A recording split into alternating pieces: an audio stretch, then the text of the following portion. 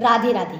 आज हम बात करेंगे सुदर्शन चक्र की शक्तियों के बारे में और इस सुदर्शन चक्र को किसने बनाया, भगवान विष्णु को किसने दिया, इसके बारे में बात करेंगे। तो शुरू करते हैं वीडियो को। हुआ ये था कि जो विश्वकर्मा जी थे, देवताओं के कारीगर, जो कि द्वारिका भी बनाए थे और लंका भी बनाए थे, तो उनकी एक पुत्री थी जो अपनी पुत्री की शादी वो सूर्यदेव से कर देते हैं। अब सूर्यदेव बहुत ज़्यादा ही उजाला करते हैं, उनके पास बहुत ही ऊर्जा है, तो उनकी ऊर्जा की वजह से उनकी पुत्री को, विश्वकर्मा जी की पुत्री को बहुत ही दिक्कत होने लगा, वो झेल नहीं पा रही थी उस ऊर्जा को। तो वो अपने पिताजी के पास वापस चली जाती हैं और उन्हें सारी कहानी बताती हैं। फिर विश्वकर्मा जी सूर्यदेव से कहते हैं कि आप अपने ऊर्जा को थोड़ा कम कर लीजिए।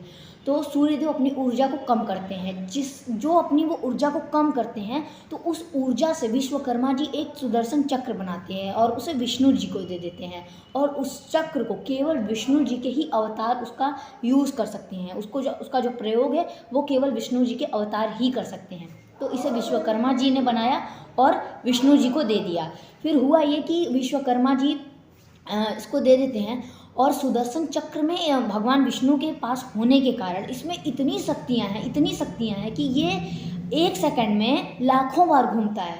और ये पलक झपकते ही, सुदर्शन चक्र की जो शक्ति है वो पलक झपकते ही 1 से 8 किलोमीटर तक की दूरी को तय कर सकता है। सोचिए कि हम ऐसे पलक झपकें और सुदर्शन चक्र यहाँ से 8 किलोमीटर दूर तक चला गया, और 1 सेकंड, जो कि मेरे बोलने में ही कितना सेकंड निकल जा रहा है, तो 1 सेकंड में वो लाखों बार, जो सुदर्शन चक्र है वो लाखों बार घूमता है।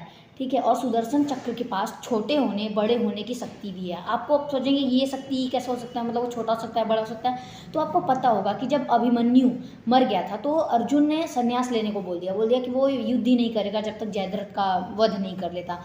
तो जयद्रथ का वध करते टाइम सूर्यास्त नहीं हो रहा था। उस टाइम सूर्यास्त जो भगवान श्री कृष्ण ने अपने जादू से किया था वो सुदर्शन चक्र को ही बड़ा किया था और फिर छोटा कर दिया, जिसकी वजह से सूर्यास्त भी हो गया और फिर सूर्योदय भी हो गया।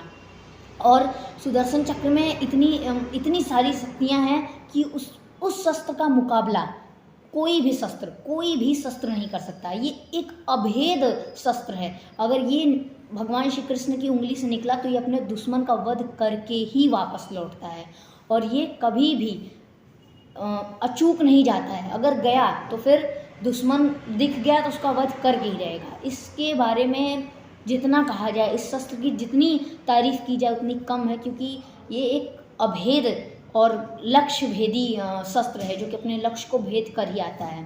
तो ये है सुदर्शन चक्र की कहानी। आपको आज मैंने बता दिया कि वो कैसे बना, किसने बनाया और किसके लिए बनाया, फिर उसको किसने विष्णु जी को दिया। ये सुदर्शन चक्र के बारे में था। राधे राधे।